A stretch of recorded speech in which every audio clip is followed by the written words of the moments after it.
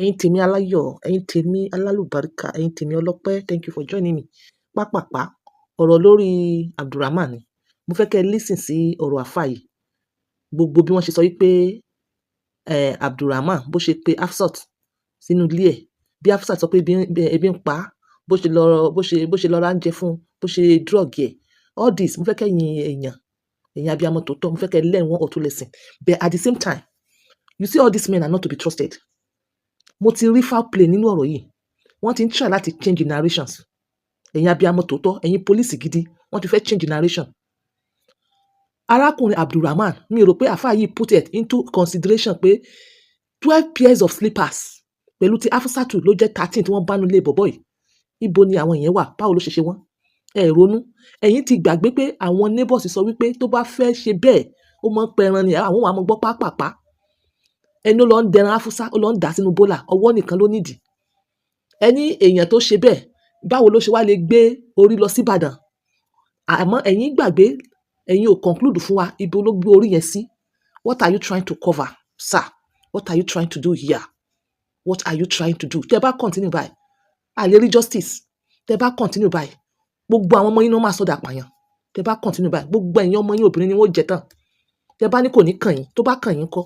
Àfáà, ẹ ṣì níbẹ̀rù Ọlọ́run. Ẹ sì níbẹ̀rù Ọlọ́run báyìí. Ẹ ṣe níbẹ̀rù Ọlọ́run. Ẹ lọ wọlé Abdulrahman. Ẹ lọ wọlé Abdulrahman.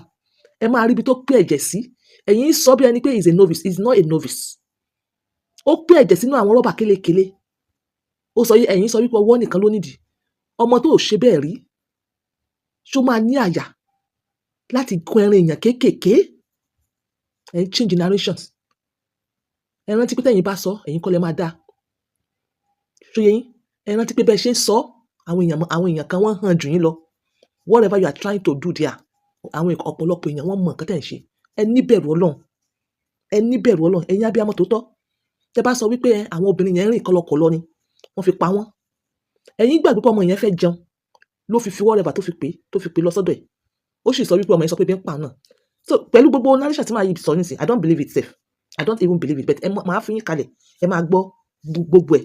But tẹ́ bá sọ wípé àwọn fẹ́ sọ̀rọ̀ kan nísìn. Tẹ́ bá sọ wípé àwọn obìnrin yẹn ló ń rìn gàlagàla, àwọn yẹn ni wọ́n desire owó púpọ̀.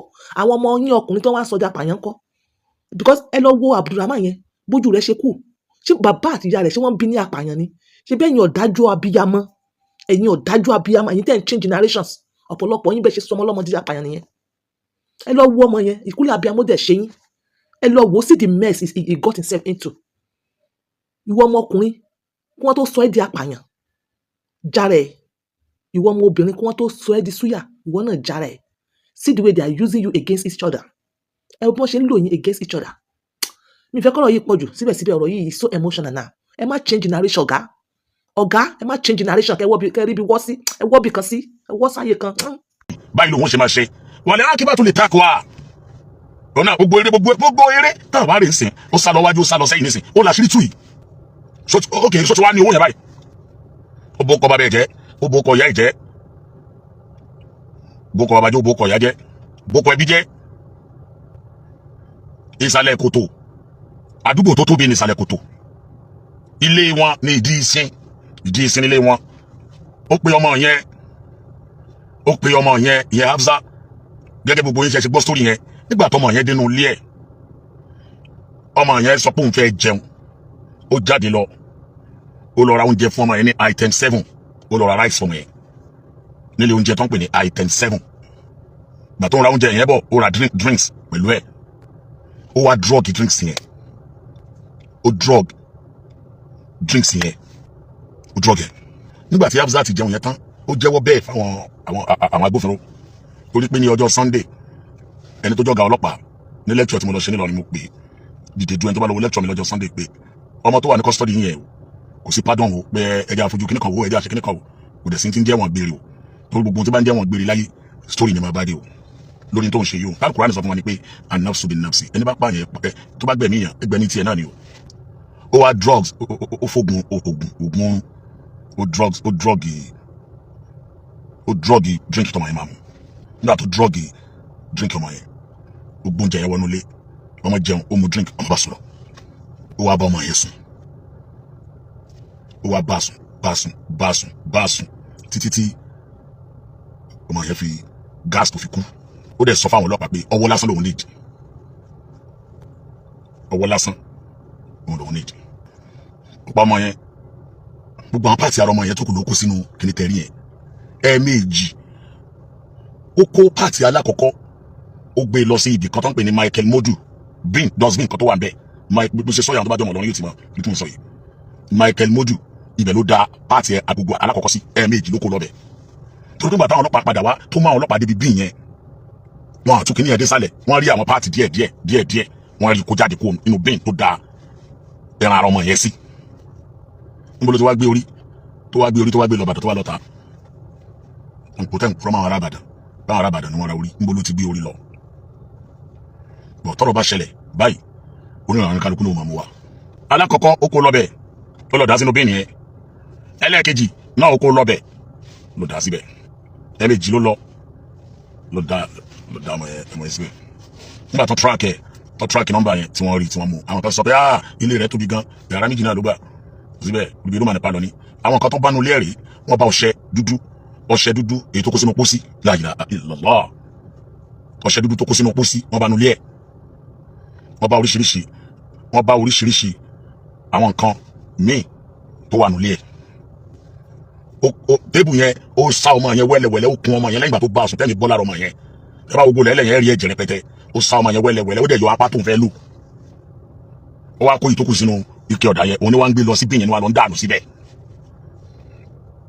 ẹlẹ́ṣẹ̀ kan ò ní lọ láì jìyà gbogbo wa ìwọ ló mọ́nú ara rẹ o ìwọ àfáà tó ń wo mi àtẹ̀mí náà ti wọ́n náà kálukú wa la mọ́nú ara wa o àṣírí rẹ ò tí ì tú ni ẹni bá lọ mú igi lórí sàárè òkú tó wà nù sàárè kọ́ o ẹni bá lọ mú igi kan bóyá ewé tó máa ń wù lórí sàárè àṣàpà pé àwọn sàárè mi wà táwọn ewé máa ń wù níbẹ̀ báyìí ẹni tó bá wá lọ mú ewé nínú sàárè tó bá lọ já ewé kan àbó lọ mú igi kan nínú sàárè ó wá pò papọ̀ mọ́ nǹkan kan ó lóun fi ṣoògùn fàkà ánàmà kọ́tàlá sí tí iná nàbí yán wà kọ́tàlá àbáwú wà umaru olúwa ní ẹ̀san tí ẹni bẹ́ẹ̀ gbà á dà gẹ́gẹ́ bí ẹ̀san ẹni tó pa àwọn ànábì ọlọ́run 60 ni kò mú ẹ tó bọ̀ subhanallah kò yọ òkú tó wà nínú sàárè o igi lásán tó wà lórí sàárè ló lóun lò ó lóun fi ájò ní ó lóun fi ṣe nǹkan ní ìrẹ̀lẹ̀ ẹ̀ ti ráwọn kan bọ́ sórí social media wọ́n máa polówó sólẹ̀ àmà ní àwọn sólẹ̀ kan bẹ́ẹ̀ bá jẹ eléyìí tán kò ní ṣiṣẹ́ lára yín ara ọmọ yín ní ti ṣiṣẹ́ gbogbo rọ́bì sórí burúkú yẹn àfa oníwàásí láyé ẹ stop gbogbo rádaràda yìí gbogbo àwa motivational speaker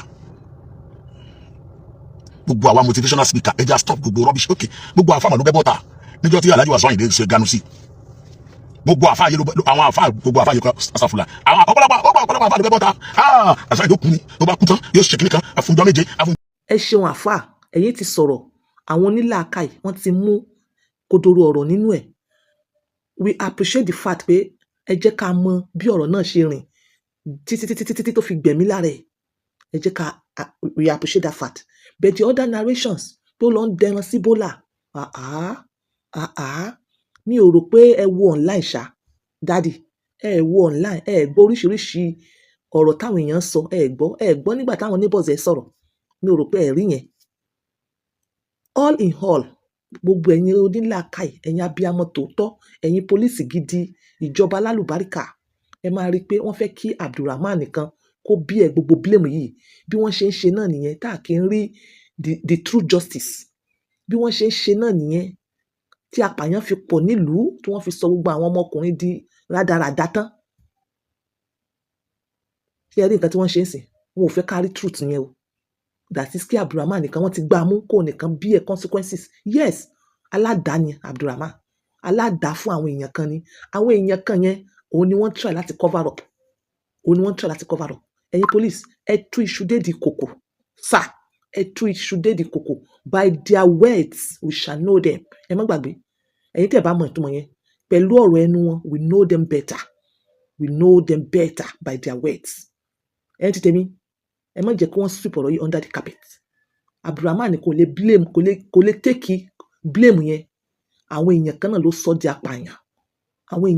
sọ di apààyàn kí wọ́n tó sọ àwọn ọmọ yín dápààyàn ẹ jẹ́ ká tú iṣu dédi kòkò ẹ rí àwọn group of àwọn àfáà kan ẹ rí pé wọ́n sọ wípé kí wọ́n lọ pa ni kí wọ́n lọ pa for what ṣé kò ní jọ sọ tẹnu ẹ ẹ̀yin wo lẹ sọ di apààyàn you are there narration tí wọ́n try àti ṣe nìyẹn o ẹ̀yin tèmi you have to be careful all that glitters isn't gold or they said it isn't 100% perfect. Be careful with people.